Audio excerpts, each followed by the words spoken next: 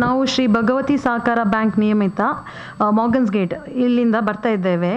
ಇಲ್ಲಿ ನಮ್ಮೊಟ್ಟಿಗೆ ಉಪಸ್ಥಿತರಿರುವುದು ನಮ್ಮ ಅಧ್ಯಕ್ಷರಾದ ಶ್ರೀ ಮಾಧವ BM, ನಮ್ಮ ಬ್ಯಾಂಕಿನ ಉಪಾಧ್ಯಕ್ಷರಾದ ಶ್ರೀ ದೇವದಾಸ್ ಕೊಲ್ಯ, ಹಾಗೆ ಇನ್ನೊಬ್ಬರು ನಿರ್ದೇಶಕರಾದ ಶ್ರೀಮತಿ ಸರಿಲ್ ಅರುಣ್ ಬಂಗೇರ, ಹಾಗೂ ನನ್ನ ಹೆಸರು ಶ್ರೀಮತಿ ಸುಷ್ಮಾ, ಪ್ರಧಾನ ವ್ಯವಸ್ಥಾಪಕರು. ಮಾಧ್ಯಮದವರಿಗೆ ಎಲ್ಲರಿಗೂ ನಾನು ಈ ಸಂದರ್ಭದಲ್ಲಿ ಸ್ವಾಗತವನ್ನು ಬಯಸುತ್ತೇನೆ. ನಾವಿವತ್ತು ಬಂದಿರೋದು ನಿನ್ನೆ ರಾತ್ರಿಯಿಂದ ನಾವು ಬಹಳ ಮಾಧ್ಯಮದಲ್ಲಿ ಭಗವತಿ ಬ್ಯಾಂಕಿನ ವಿರುದ್ಧವಾದಂಥ ಕೆಲವು ಪ್ರಕಟಣೆಗಳನ್ನು ನೋಡಿದ್ದೇವೆ. ಮೊಬೈಲಿಗೆ ಬಂದಿದ್ದೇವೆ, ಮತ್ತು ಪೇಪರ್ನಲ್ಲಿ ಕೂಡ 2-3 ಸಣ್ಣ ಪೇಪರ್ನಲ್ಲಿ ಬಂದಿದೆ. ಅದನ್ನು ಓದಿದವರಿಗೆ ಏನು ಆಗ್ತದೆ ಅಂತೇಳಿದರೆ, ಭಗವತಿ ಬ್ಯಾಂಕಲ್ಲಿ ಏನೋ ಆಗ್ತಾಯಿದೆ ಅಂತ ಹೇಳುವ ಒಂದು ಇದು ಬರುತ್ತೆ, ಡೌಟ್ ಬರುತ್ತೆ. ಅದಕ್ಕೆ ನಾವು ಅರ್ಜೆಂಟಾಗಿ ಇವತ್ತು ಈ ಒಂದು ಪತ್ರಿಕಾ ಇದನ್ನು ನಾವು ಇಲ್ಲಿ ಆಯೋಜನೆ ಮಾಡಿದ್ದೀವಿ. ಇದಕ್ಕೆ ಕಾರಣ ಏನು ಅಂತೇಳಿದರೆ, ಈ ಪತ್ರಿಕಾ ಪ್ರಕಟಣೆ ಮಾಡಿರೋದು ಒಬ್ಬರು ಶ್ರೀ ಹರೀಶ್ ಇರಾ ಅಂತೇಳಿ. ಅವರು ಮಾಧ್ಯಮದಲ್ಲಿ ಮೊದಲು ನಮ್ಮ ಬ್ಯಾಂಕಲ್ಲಿ ಇದ್ದರು. ಅವರು ಬ್ಯಾಂಕಿನ ಸದಸ್ಯರಾಗಿದ್ದರು, ಮತ್ತು ಬ್ಯಾಂಕಲ್ಲಿ ಒಬ್ಬರು ಡೈರೆಕ್ಟರ್ ಕೂಡ ಆಗಿದ್ದರು. ಅವರು ಆ ಡೈರೆಕ್ಟರ್ ಆಗಿದ್ದಂಥ ಸಂದರ್ಭದಲ್ಲಿ ಅವರು ಕೆಲವೆಲ್ಲ ಗ್ರಾಹಕರಿಗೆ ಲೋನ್ ಕೊಡುವಾಗ ಅದರಲ್ಲಿ ಒಂದಷ್ಟು ಕಮಿಷನ್ ತಗೊಂಡು ಆ ಲೋನ್ ಅವರಿಗೆ ಕಂಪ್ಲೀಟ್ ಲೋನ್ ಅಮೌಂಟ್ ಕೊಡದೆ ಇರುವಂಥ ಕೆಲವು ಪ್ರಕಟಣೆಗಳ ಪರಿಣಾಮಗಳನ್ನು ನಮಗೆ ಆಡಳಿತ ಮಂಡಳಿಗೆ ಬಂದಾಗ ಅವರು ಯಾವುದೆಲ್ಲ ಕೆಲವು ಪ್ರಪೋಸಲ್ಸ್ ತರ್ತಾರೆ, ನಾವು ಅದನ್ನು ಕನ್ಸಿಡರ್ ಮಾಡಲಿಲ್ಲ. ಅಂದರೆ ಆವತ್ತಿನ ಆಡಳಿತ ಮಂಡಳಿ. ಅದರ ನಂತರ ಅವರು ಏನು ಮಾಡಿದರು ಅಂದರೆ, ಪ್ರತಿ ಸಲ ಏನಾದರೂ ಒಂದು ಕಾರಣಗಳನ್ನು ಮಾಧ್ಯಮ ಅಲ್ಲ, ವಾಟ್ಸಪ್ನಲ್ಲಿ ಬೇರೆ ನಮ್ಮ ಬ್ಯಾಂಕಿಗೆ ವಿರುದ್ಧವಾದಂಥ ಕೆಲವು ಆರೋಪಗಳನ್ನು ಮಾಡಿದರು. ಬೇರೆ RBIಗೆ ಕಳಿಸಿದರು, ಕೋಆಪರೇಟಿವ್ ಡಿಪಾರ್ಟ್ಮೆಂಟಿಗೆ ಕಳಿಸಿದರು, ಎಲ್ಲ ಕಡೆ ಕಳಿಸಿದರು. ಅದಕ್ಕೆ ಎಲ್ಲ ಕಡೆಯಲ್ಲಿ ಕೂಡ ನಾವು ಪೂರ್ತಿಯಾದಂಥ ಅದಕ್ಕೆ ನಾವು ಕರೆಕ್ಟಾಗಿರುವಂಥ ನಮ್ಮ ಧೋರಣೆ ಏನು, ನಮ್ಮ ಅನಿಸಿಕೆ ಏನು, ಅದೆಲ್ಲವನ್ನು ನಾವು ಅದರಲ್ಲಿ ಪ್ರತ್ಯೇಕವಾಗಿ ಅವರಿಗೆ ತಿಳಿಸಿದ್ದೇವೆ. ಅವರು ತಿಳಿಸಿದ ನಂತರ ಆ ಪ್ರಕರಣ ಎಲ್ಲವೂ ಮುಕ್ತಾಯ ಆಗಿದೆ. ಅದರ ನಂತರ ತುಂಬ ಸಲ ಹಾಗೆ ಅವರು ಕೂತಿದ್ದರು. ಈಗ ಏನಾಗಿದೆ ಅಂತೇಳಿದರೆ, ಕೋಟೆಕಾರ ವ್ಯವಸಾಯ ಸೇವಾ ಸಹಕಾರ ಬ್ಯಾಂಕಲ್ಲಿ ಇಲೆಕ್ಷನ್ ನಡೀತಾ ಇದೆ.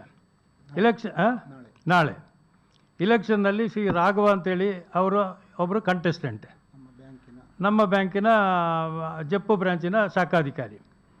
ಅದಕ್ಕೆ ಬೇಕಾಗಿ ಅಲ್ಲಿ ಒಂದು ದೊಡ್ಡ ರೀತಿಯ ಅವರಿಗೆ ವಿರುದ್ಧವಾದಂಥ ಒಂದು ಅಲೆ ಸೃಷ್ಟಿಸಬೇಕು ಅಂತೇಳಿ ಅವರವರ ಮಧ್ಯೆ ಜಗಳಲ್ಲ, ಬ್ಯಾಂಕನ್ನೇ ಒಂದು ಟಾರ್ಗೆಟ್ ಮಾಡಿ ಬ್ಯಾಂಕಿನ ಎಲ್ಲ ಆಡಳಿತ ಮಂಡಳಿಯ ಭ್ರಷ್ಟರು ಅವರೆಲ್ಲ ಇದನ್ನು ತಿಂತಾ ಇದ್ದಾರೆ ಅಂತ ಹೇಳುವ ಒಂದು ಇದರಲ್ಲಿ ಅವರು ದೊಡ್ಡ ರೀತಿಯಲ್ಲಿ ಪ್ರಚಾರ ಮಾಡ್ತಾ ಇದ್ದಾರೆ. ಸೊ ನಾವು ಅದಕ್ಕೆ ಏನು ಹೇಳೋದಂತೇಳಿದರೆ, ಅದೆಲ್ಲ ಅವರು ಹೇಳುವಂಥ ಎಲ್ಲ ಆರೋಪಗಳು ಸುಳ್ಳು. ನಾವು ಕರೆಕ್ಟಾಗಿದ್ದೇವೆ. ನಾವು ಲೋನ್ ಕೊಡುವಾಗಲೂ, ಲೋನ್ ರಿಕವರಿ ಮಾಡುವಾಗಲೂ ಎಲ್ಲ ರೀತಿಯಲ್ಲಿ ನಾವು ನಮ್ಮ ಬೌಂಡಿಂಗ್ ಏನಿದೆ ಅದನ್ನೆಲ್ಲ ನಾವು ಪಾಲನೆ ಮಾಡಿರೋದು. ಅದರಲ್ಲಿ ಯಾವುದು ಕೂಡ ಕಳ್ಳತನದಿಂದ ಮಾಡಿದ್ದು ಅಥವಾ ಮೋಸದಿಂದ ಮಾಡಿದ್ದು ಅಂತ ಯಾವುದೂ ಇಲ್ಲ. ಆದ ಕಾರಣ ನಮ್ಮ ಗ್ರಾಹಕರಿಗೆ ನಾವು ಹೇಳೋದೇನೆಂದರೆ, ಭಗವತಿ ಬ್ಯಾಂಕಲ್ಲಿ ಯಾರೇ ಗ್ರಾಹಕರು ಏನೇ ಡಿಪಾಸಿಟ್ ಇದ್ದರೂ ಕೂಡ ನೀವು ಏನೂ ಅದಕ್ಕೆ ಆತುರಗೊಳ್ಳೋದು ಬೇಡ, ಅಥವಾ ಅದರ ಬಗ್ಗೆ ನಿಮಗೆ ಏನು ಡೌಟು ಇರೋದು ಬೇಡ. ನಾವು ಒಳ್ಳೆ ರೀತಿಯಲ್ಲಿ ಇನ್ನೂ ಕೂಡ ನಮ್ಮ ಗ್ರಾಹಕರ ಸೇವೆಯಲ್ಲಿ ನಿರತರಾಗಿದ್ದೇವೆ. ಯಾವುದೇ ರೀತಿಯ ಮೋಸ ವಂಚನೆಗೆ ನಾವು ಅವಕಾಶ ಕೊಡುವುದಿಲ್ಲ. ನಮ್ಮಲ್ಲಿ ಈಗ ಇರುವಂಥ ಆಡಳಿತ ಮಂಡಳಿಯು ಕೂಡ ಭಾಳ ಸ್ಟ್ರಿಕ್ಟ್ ಆಗಿದೆ.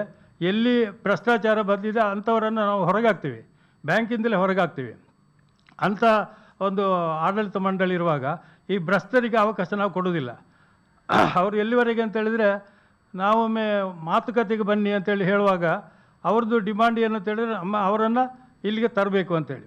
ಅದು ನೋಡಿ ಎಲ್ಲಿಗೆ ಬಂದಿದೆ ಅಂತೇಳಿದರೆ, ಅವರು ನಮ್ಮ ಸದಸ್ಯರಾಗಿದ್ದಾಗ ಬೇಕಾದಂಥ ಇದರಲ್ಲಿ ನಮ್ಮ ಹತ್ರ ಎಲ್ಲ ಇದೆ. ಇಡೀ ಅವರ ಡೆಪಾಸಿಟ್ ಏನಿದೆ ಮೊಬೈಲ್ನಲ್ಲಿ ಕೊಟ್ಟಿರೋದು ಏನೆಲ್ಲ ಇವರು ಮೇಡಮ್ ಅವ್ರದ್ದು ಮಾನಹಾನಿಕರವಾದಂಥ ಕೆಲವು ಪ್ರಕಟಣೆಗಳು ಕೂಡ ಇದೆ.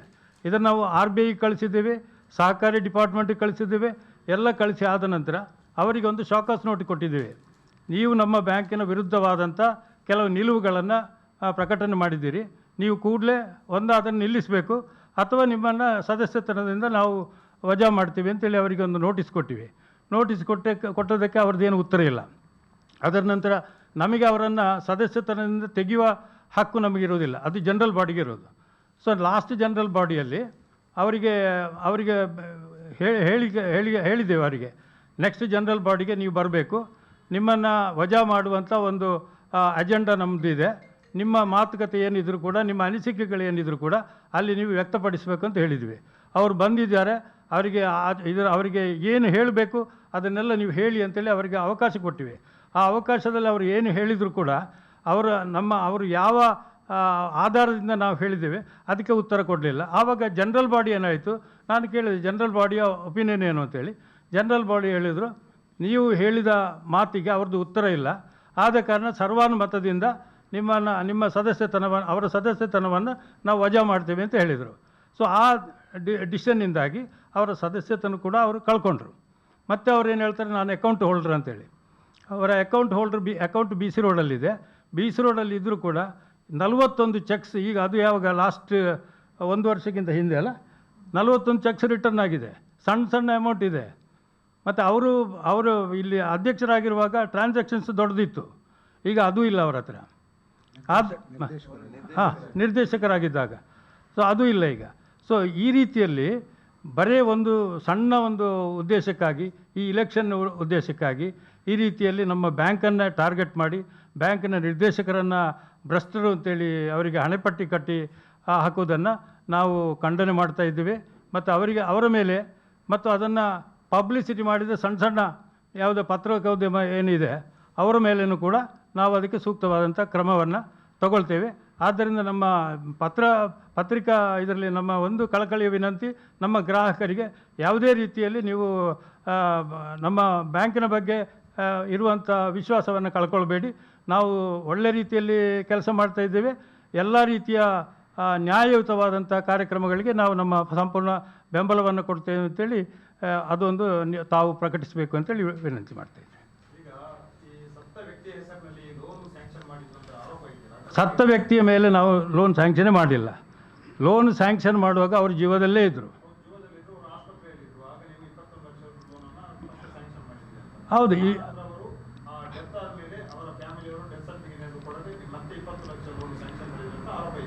ಅಲ್ಲ, ಆಗಿಲ್ಲ. ನಾವು ಸ್ಯಾಂಕ್ಷನ್ ಆದ ನಂತರ ಒಂದು ಸಲ ಫಸ್ಟ್ ಇನ್ಸ್ಟಾಲ್ಮೆಂಟಿಗೆ ಅವರು ಬಂದರು, ಅವರಿಗೆ ಅದನ್ನು ತೊಗೊಂಡೋದ್ರು. ಆ ದಿವಸ ಆವಾಗ ಸೆವೆಂತ್ ಅಲ್ಲ, 7th ಮತ್ತು 10th ಇನ್ನೊಂದು ಇನ್ಸ್ಟಾಲ್ಮೆಂಟ್ ಇತ್ತು. ಅದು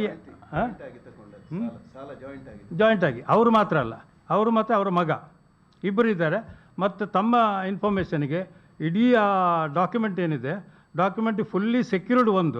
ಎರಡನೇದಾಗಿ ಅವರು ತೀರಿಕೊಂಡವರು ಯಾರಿದ್ದಾರೆ ಅವರ legal hairs, entire legal hairs are the parties ಇದರಲ್ಲಿ.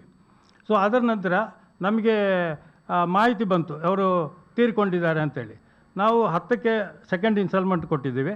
ಅದರ ನಂತರ ನಾವು ಅದಕ್ಕೆ ಬೇಕಾದಂಥ ವ್ಯವಸ್ಥೆ ಮಾಡಿದ್ದೀವಿ ಎಂಕ್ವೈರಿ ಮಾಡಲಿಕ್ಕೆ. ಎಂಕ್ವೈರಿ ಮಾಡಿದಾಗ ನಮಗೆ ಡೆತ್ ಸರ್ಟಿಫಿಕೇಟ್ ಕೂಡ ಸಿಕ್ಕಿದೆ. ಆ ಡೆತ್ ಸರ್ಟಿಫಿಕೇಟಲ್ಲಿ 11 ಅಂತೇಳಿದೆ. ಆದ್ದರಿಂದ ನಾವು ಅದಕ್ಕೇನು ಇದು ಮಾಡಲಿಲ್ಲ. ಅದು ಇನ್ನೂ ಒಳ್ಳೆಯ ಇದರಲ್ಲಿದೆ. ಪಾರ್ಟಿ ಕೂಡ ನಮ್ಮೊಟ್ಟಿಗೆ ಇದ್ದಾರೆ. ಪಾರ್ಟಿ ಹೇಳಿದ್ದಾರೆ, ನಾವು ಹೇಳಿದ್ದೇವೆ ನೀವು ಅವರು ತೀರಿಕೊಂಡ ನಂತರ ಯಾವುದೇ ಅದಕ್ಕೆ ಡೆಬಿಟ್ ಮಾಡುವ ಹಾಗಿಲ್ಲ. ಮತ್ತು ಈ ಅಮೌಂಟನ್ನು ನೀವು ಎಲ್ಲರೂ ಬಂದು ಅದನ್ನು ಜಾಯಿಂಟಾಗಿ ಎಲ್ಲ ಲೀಗಲ್ ಹೇರ್ಸ್ ಸೇರಿಸಿ ತೊಗೊಳ್ಬೇಕು, ಅಥವಾ ಇದನ್ನು ಕ್ಲೋಸ್ ಮಾಡಬೇಕು, ಕ್ಲೋಸ್ ಮಾಡಿ ಬೇರೆ ತೊಗೊಳ್ಬೇಕಂತ ಹೇಳಿದ್ದೀವಿ. ಅವ್ರು ವಿದಿನ್ 2 months ನಾವೆಲ್ಲ ಮಾಡಿ ಲೀಗಲ್ ಹೇರ್ಸನ್ನು ತಂದು ನಾವು ಮಾಡ್ತೇವೆ. ಇಲ್ಲಿ ಪ್ರಶ್ನೆ ಇರುವುದು, ಪಾರ್ಟಿಗೂ ನಮಗೇನು ತೊಂದರೆ ಇಲ್ಲ, ಪಾರ್ಟಿಗೆ ಏನು ಅದು ಅನ್ಯಾಯ ಅಂತೇಳಿ ಅವರು ಹೇಳುವುದಿಲ್ಲ. ಇವರಿಗೂ ಈ ಕಂಪ್ಲೇಂಟ್ ಯಾರು ಮಾಡಿದ್ದಾರೆ ಅವರಿಗೂ ಈ ಕೇಸಿಗೂ ಏನು ಸಂಬಂಧ? ಅವರು ಏನು ಇವರ ಪಾರ್ಟಿ ಅಲ್ಲ, ಈ ಸಂಬಂಧಿಕರು ಅಲ್ಲ. ಈಗ ನಾವು ಇನ್ನೂ ಕೂಡ ಡೀಟೇಲ್ಸ್ ಹೇಳ್ಬೋದಿತ್ತು ನಿಮಗೆ, ಯಾಕೆಂದರೆ ನಾವು ಅವರ ಸೀಕ್ರೆಸಿಯನ್ನು ನಾವು ಇಲ್ಲಿ ಡಿಸ್ಕ್ಲೋಸ್ ಮಾಡಲಿಕ್ಕಾಗಲ್ಲ. ಅವರ ಬಳಗದಲ್ಲಿ ಅವರ ಮನೆಯವರ ಅಥವಾ ಯಾರಾದರೂ ಇದ್ದರೆ ಅವರು ಕೇಳಿದರೆ ನಮಗೆ ಹೇಳಲಿಕ್ಕಾಗ್ತದೆ. ನಾವು ಸೀಕ್ರೆಸಿಯನ್ನು ಡಿಸ್ಕ್ಲೋಸ್ ಮಾಡುವ ಹಾಗಿಲ್ಲ. ಆದ ಕಾರಣ ನಾವು ಜನರಲ್ ಆಗಿ ಹೇಳಿದೆ. ಮತ್ತು ಇದ್ರದ್ದು ಕಂಪ್ಲೀಟ್ ನಿಮಗೆ ಡೀಟೇಲ್ಸ್ ಬೇಕು ಅಂತ ಹೇಳಿದರೆ ಅದೇ ಪಾರ್ಟಿ ಇದ್ದಾರಲ್ಲ, ಲೋನ್ ತೆಕ್ಕೊಂಡಂಥ ಪಾರ್ಟಿ, ಅವರು ಕೂಡ ಈ ರೀತಿಯ ಒಂದು ಪತ್ರ ಪತ್ರಿಕಾಗೋಷ್ಠಿ ಮಾಡ್ತಾರೆ, ಆವಾಗ ನಿಮಗೆ ಫುಲ್ ಡೀಟೇಲ್ಸ್ ಅವರಿಂದ ಸಿಗ್ತದೆ.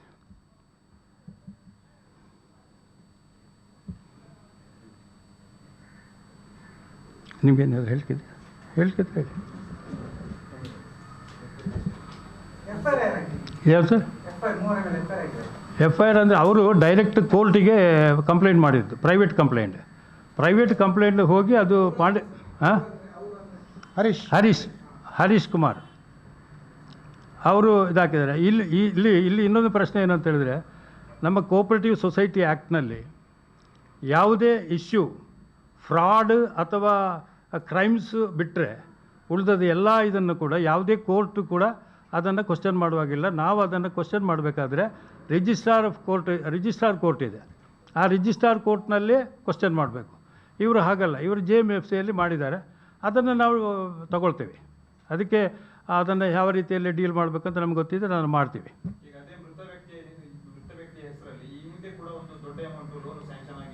ಹಾಂ, ಏನು ಮುಚ್ಚಿ ಆಗಲಿಲ್ಲ, ಅವರು ಕಟ್ಟಿದ್ದಾರೆ, ಕ್ಲಿಯರ್ ಆಗಿದೆ. ಯಾವಾಗ? ಕಳೆದ ಸಲ 38 lakhs. ಈಗ ಇನ್ನೂ ಆಗಿಲ್ಲಲ್ಲ, ನಮಗೆ ಇಯರ್ ಆಗಬೇಕು.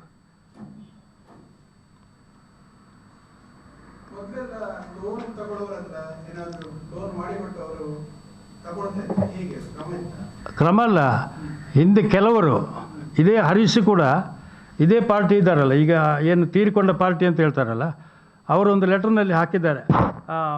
ಎಲ್ಲಿ BC ರೋಡಲ್ಲಿ ಅವರು 2010ರಲ್ಲಿ, ನಮಗೆ ಗೊತ್ತಿಲ್ಲ ಅದು, ನಾವಂತೂ ಬಂದಿರಲಿಲ್ಲ, ಅವರಿಗೆ ಒಂದು ಲೋನ್ ತೊಗೊಂಡಿದ್ದಾರೆ ಅಂತೇಳಿ.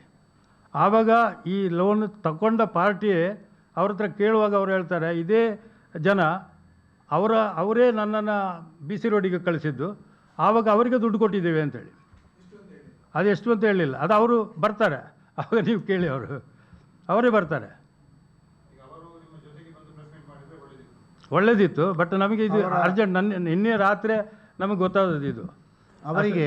ಅವರಿಗೆ ಮಾಹಿತಿ ಕೊಟ್ಟಿದ್ದೇವೆ, ಅವರು ಬ್ಯಾಂಗ್ಳೂರಲ್ಲಿ ಇದ್ದಾರಂತೆ, ಸೋಮವಾರ ಬರ್ತೇನೆ, ಸೋಮವಾರ ನಾವು ಕೂಡ ಈ ಬಗ್ಗೆ ಮಾತಾಡ್ತೇವೆ ಅಂತ ಹೇಳಿದರು. ಮೊದಲಿನ ಕ್ರಮ ಹೇಗಿತ್ತು ಅಂತ ಹೇಳಿದರೆ, ಒಂದು ಲೋನ್ ಪಾರ್ಟಿ ನಾವು ಕಸ್ಟಮರ್ ನಮ್ಮ ಬ್ಯಾಂಕಿಗೆ ಬಂದರೆ ಅವರ ಪ್ರಾಪರ್ಟಿಯನ್ನು ನೋಡಲಿಕ್ಕಾಗಿ ಅವರಿಗೆ ಲೋನ್ ಕೊಡ್ಬೋದಾ ಅಂತ ನೋಡಲಿಕ್ಕಾಗಿ ಬ್ಯಾಂಕಿನಿಂದ ನಿರ್ದೇಶಕರು ಆ ಮನೆಗೆ ಹೋಗ್ತಾ ಇದ್ದೆವು. ಮೊದಲು ನಿರ್ದೇಶಕರು ಹೋದಾಗ 13 ಜನ ನಿರ್ದೇಶಕರಿದ್ದಾರೆ. ಈ 13 ಜನ 13 ಸೈಜ್ ಇರ್ಬೋದು. ಯಾವ ನಿರ್ದೇಶಕ ಯಾವ ರೀತಿಯಲ್ಲಿ ಇರ್ತಾನಂತ ನಮ್ಗೆ ಗೊತ್ತಿರಲಿಲ್ಲ. ಆಗ ಕೆಲವೊಂದು ಗ್ರಾಹಕರು ಈ ಬಗ್ಗೆ ಕಂಪ್ಲೇಂಟ್ ಮಾಡಿದರು. ಲೋನ್ ತಕ್ಕೊಳ್ತಾರೆ, ಲೋನ್ ತಕ್ಕೊಂಡ ನಂತರ ಅವರು ಡಿಫಾಲ್ಟ್ ಆಗ್ತಾರೆ, ಕಟ್ಟಲಿಕ್ಕೆ ಆಗೋದಿಲ್ಲ ಅವರಿಗೆ.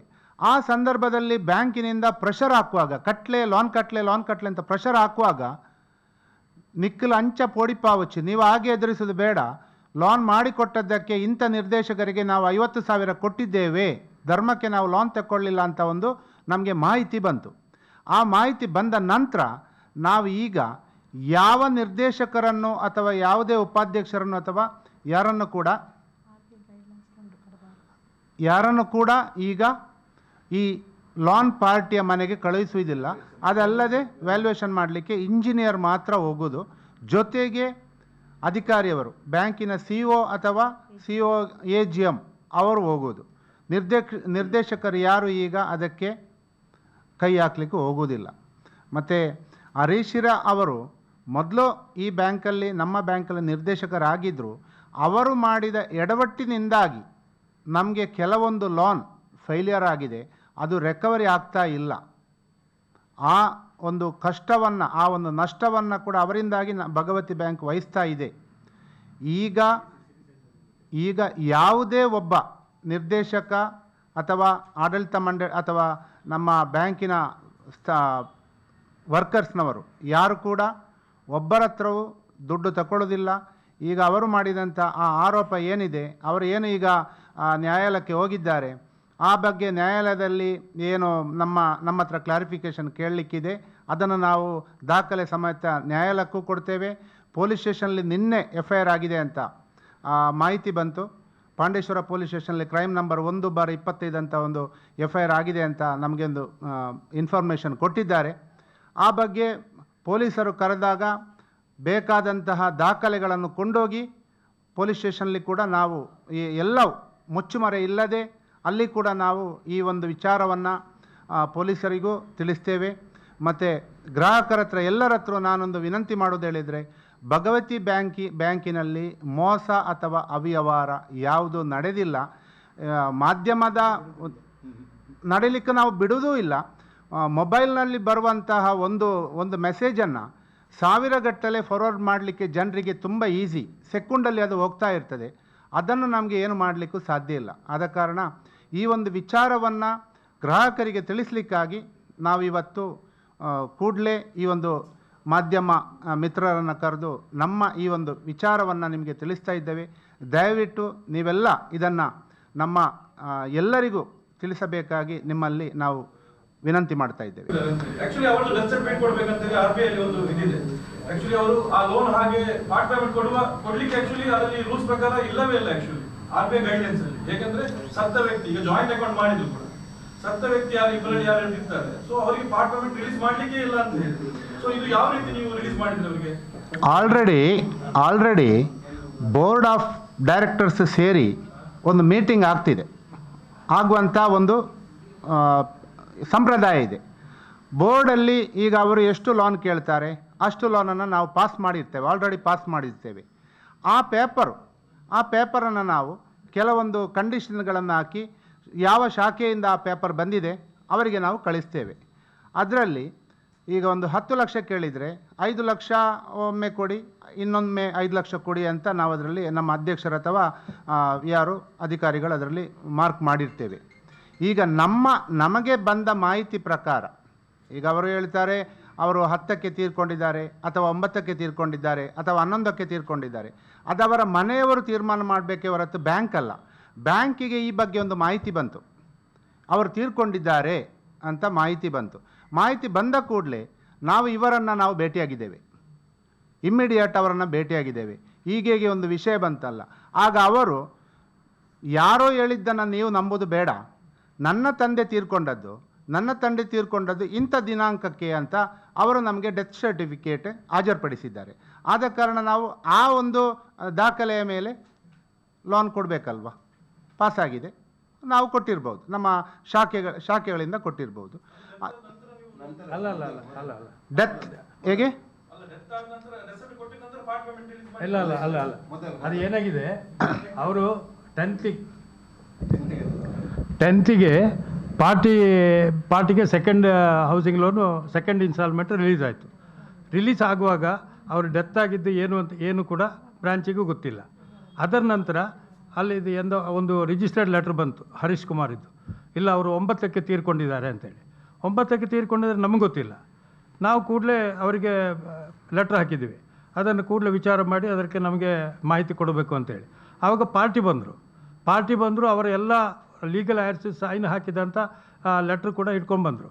ಅವ್ರು ಹೇಳಿದರು 11ಕ್ಕೆ ತೀರ್ಕೊಂಡಿದ್ದಾರೆ, ಆದ ಕಾರಣ ಅದು ತೀರ್ಕೊಂಡದ್ದೇ, ಬಟ್ ಅದನ್ನು ನಾವು ಇನ್ನೂ ಫರ್ದರ್ ಡೆಬಿಟ್ ಮಾಡಲಿಕ್ಕಾಗಲ್ಲ. ಅದನ್ನು ನಾವು ಹೇಳಿದೆ ತೀರ್ಕೊಂಡ ನಂತರ ಯಾವುದೇ ಅಮೌಂಟು ನಿಮಗೆ ಕೊಡಲಿಕ್ಕಾಗೋದಿಲ್ಲ. ಆದ್ದರಿಂದ ನೀವು ಅದನ್ನು ಕೂಡಲೇ ಕ್ಲೋಸ್ ಮಾಡಬೇಕು. ಕ್ಲೋಸ್ ಮಾಡಿ ನಿಮ್ಮ ಲೀಗಲ್ ಐರ್ಸ್ ಯಾರಿದ್ದಾರೆ ಅದು ನೀವು ಇದು ಮಾಡಿಕೊಂಡು ನೆಕ್ಸ್ಟ್ ಬಂದಾಗ ನಾವು ಪರಿಶೀಲನೆ ಮಾಡ್ಬೋದು ಅಂತ ಹೇಳಿದ್ದೀವಿ ಅಷ್ಟೇ.